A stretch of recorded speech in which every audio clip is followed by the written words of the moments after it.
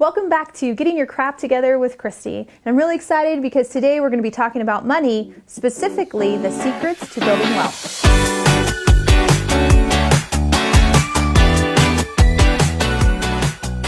Welcome back, everybody, and today we're going to be going over a really cool book called The Richest Man in Babylon. And I will tell you, this book is over 100 years old, but the principles in this book still apply.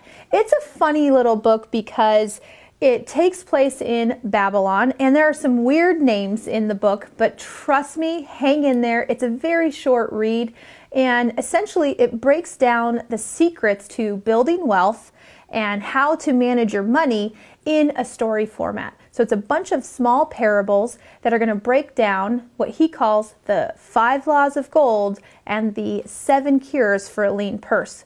That's why I thought we would dive in today. Let's go over some of the 7 cures of a lean purse. The first cure to the lean purse, or the first thing that you can do if you don't have a lot of money, is to save 10% of everything you make.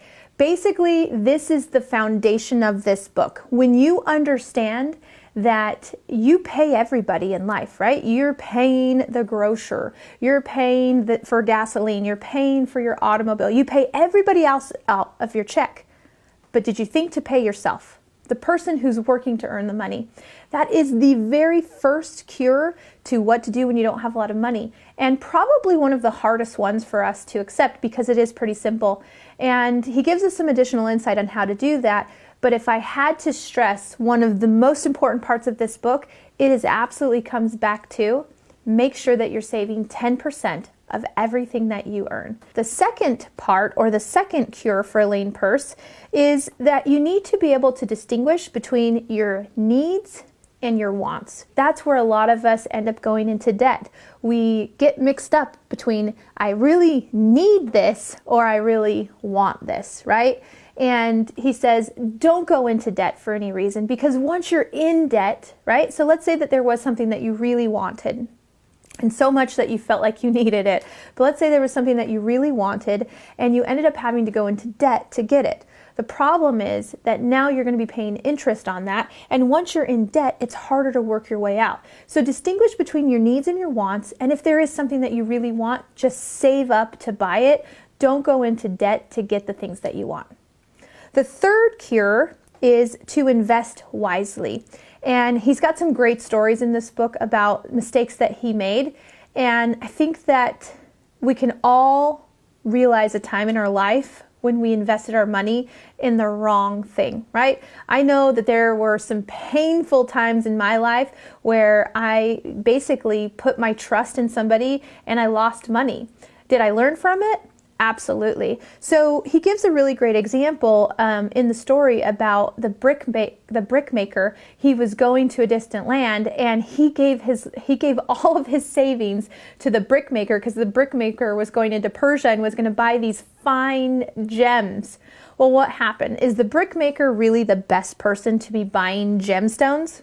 No, right? He's qualified to buy the materials for making bricks. So he gives examples. Make sure that you seek out the guidance of people who know what they're doing. And when you invest your money, just don't ask the baker to buy you the best steak, right? You go to the butcher to get the best steak. The fourth cure is to own your own home.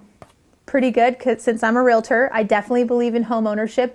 But he specifically talks about home ownership and how it can help you build your personal wealth. In fact, if that's something that you're curious about, how can I use my own home to build my personal wealth? Please make sure that you reach out to us, because we help people all the time do this. We've got so many success stories of people that are now owning homes for less than the cost of renting.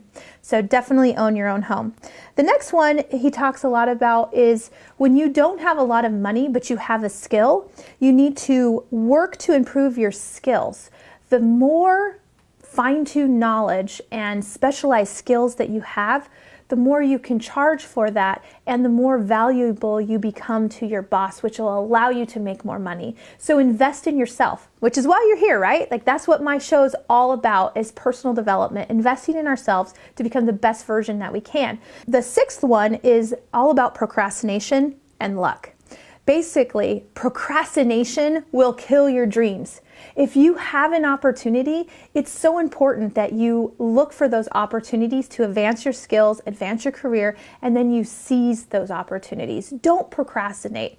If there's something that you know you should be doing, do it. Don't wait.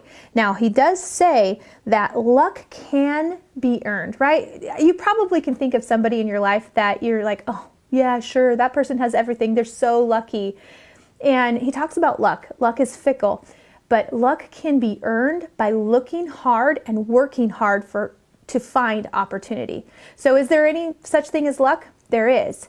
But essentially, it's up to you to work hard so that you have the opportunities that you need to become lucky. The last cure to help you become rich when you don't have a lot of money is, he says, don't spend your money as soon as you earn it. Basically, think about this. How many of us just work to earn money, right? We live paycheck to paycheck. And that's a problem because you can't become wealthy when you just work to earn money. You have to take some long-term investments. He gives a really good example of the character in the story. He talks about how he saved up all this money and then he put on a big feast. And his mentor says, you just ate all of your future earnings. Why would you do that? So don't spend your money as soon as you earn it. Invest wisely. Get your money to work for you. And he spends a lot of time on different strategies and tactics that you can use to get your money to work for you. But essentially, all it comes down to, guys, the secret, I promised you we'd be talking about the secret.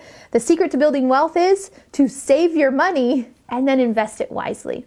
The Richest Man in Babylon, like I said, it was written a long time ago. In fact, you can listen to it on YouTube for free if you just Google or if you YouTube The Richest Man in Babylon, you can listen to the audiobook for free. I absolutely recommend it for all ages. Just some simple money tips that really can go far.